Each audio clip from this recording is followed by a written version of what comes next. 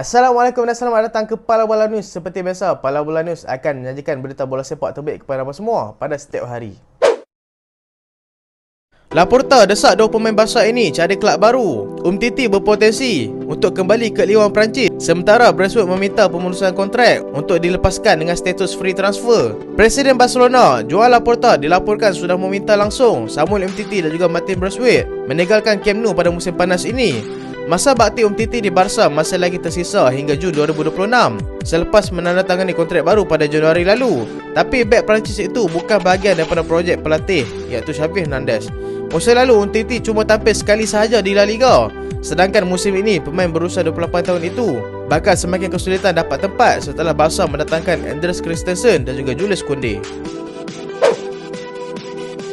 Azpilicueta, Chelsea lama tidak menjadi juara EPL kerana Chelsea sulit bersaing di Premier League dalam 5 tahun terakhir. Kapten Chelsea, Cesar Azpilicueta meyakini hal itu kerana timnya tak mencetak cukup banyak gol.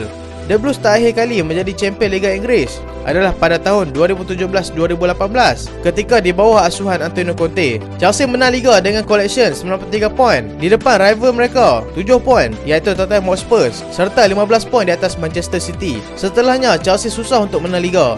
Posisi terbaik Chelsea hanyalah finish ketiga, termasuk pada musim 2021-2022.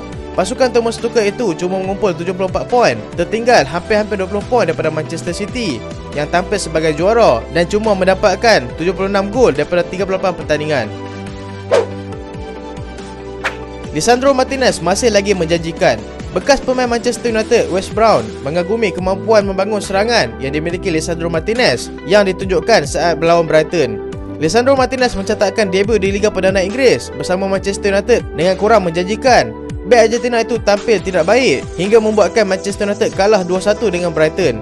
Walaupun penampilan Lisandro Martinez sebagai seorang bek masih lagi kurang menjanjikan, namun penampilan Lisandro Martinez ketika membangunkan serangan masih lagi boleh dikatakan sebagai baik, dan itulah yang dipuji oleh Wes Brown, pemain Manchester United.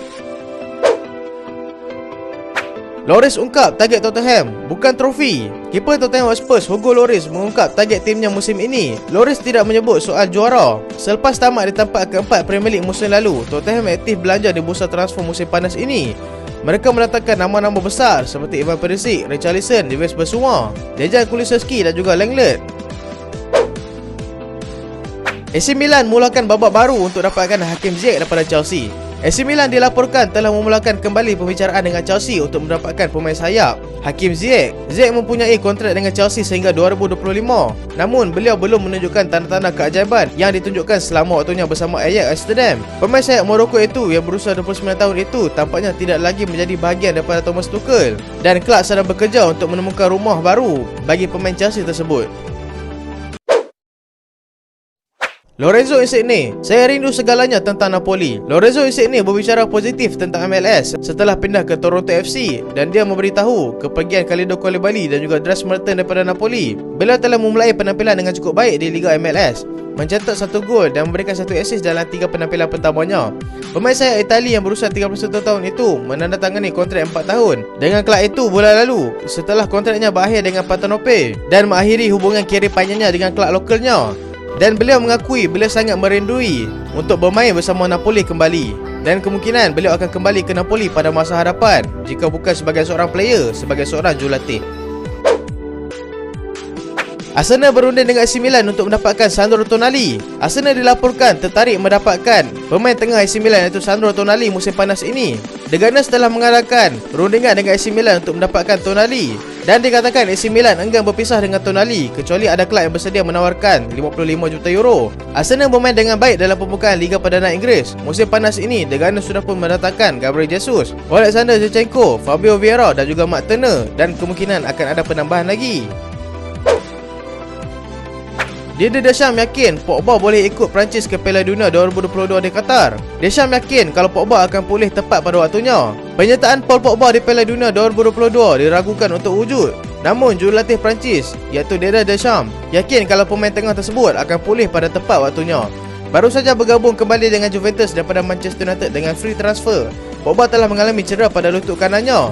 Cedera itu diprediction akan membuatkan Pogba bakal menepi sampai akhir tahun. Namun Deschamps yakin kalau Pogba akan ikut bersamanya ke Qatar. Penyertaannya ke Piala Dunia bukan untuk dipertanyakan, kata Deschamps lagi. Pogba menolak untuk melakukan operasi pada lututnya. Ini boleh membuatkan beliau tidak akan dapat bermain sehingga hujung tahun, yang membuatkan beliau akan terlepas Piala Dunia.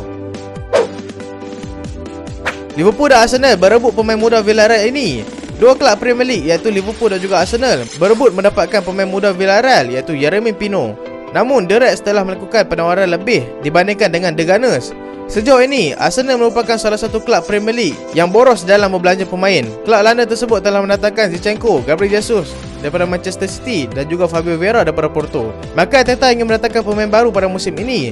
Target Arsenal sejauh ini adalah Yeremy Pino yang merupakan pemain berusia 19 tahun yang bermain dengan cukup baik di Villarreal. Gabriel Jesus harus mencetakkan 20 gol di Arsenal.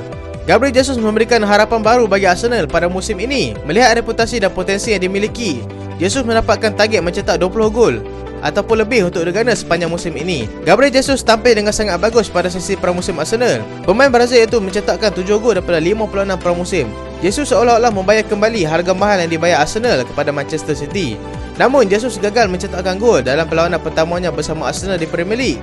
Pemain berusia 25 tahun itu tidak ikut mencatatkan namanya di papan skor ketika Arsenal mengalahkan Crystal Palace 2-0 di minggu pertama Premier League. Jesus memang gagal mencatatkan gol dalam perlawanan debut tersebut. Akan tetapi itu bukan petanda Jesus bakal flop di Arsenal, kerana permainannya sangat baik dalam perlawanan tersebut meskipun gagal mencatatkan gol. Dan itulah berita pada kali ini, dan terima kasih sebab tengok sampai habis. Jangan lupa like, jangan lupa share, jangan lupa subscribe. Aku Solehan, Assalamualaikum.